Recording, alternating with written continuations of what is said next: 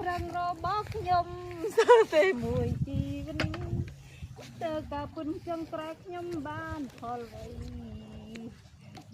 ខ្ញុំមិនបានទៅផ្ទះប្តីអ្វី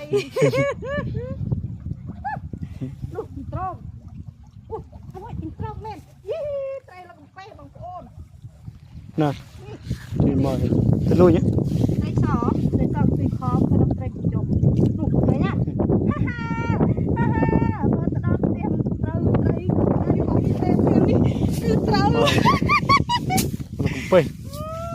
ពេញលេងហើយណាពេញលេងហើយនេះនេះហើយបងបាទនេះ